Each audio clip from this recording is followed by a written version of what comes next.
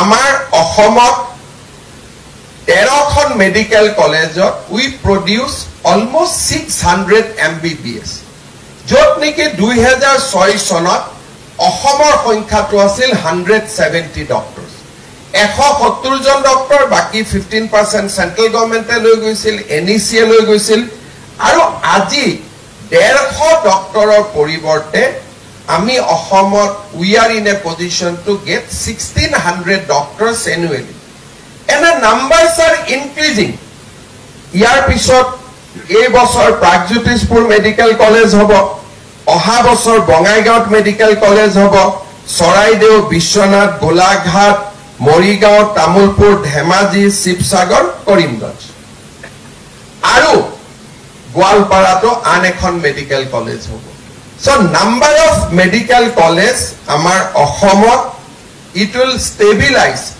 somewhere around 29. Ami total amar loikho that by 2030 we will have 30 medical college, 29 medical college. That means Ahome produce koribo 4,000 doctors. Now a 4,000 doctorok jodi nijukti dibo lage.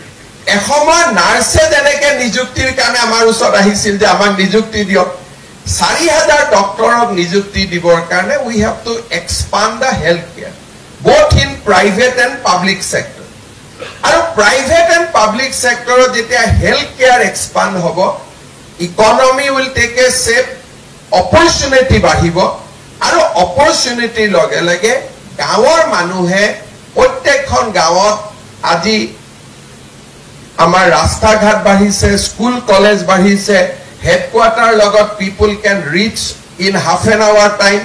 Dolong hoise, a good cumulative development or to impact. Doctor Hokolo Gaot go Bean Upua Hobo, Aru equally.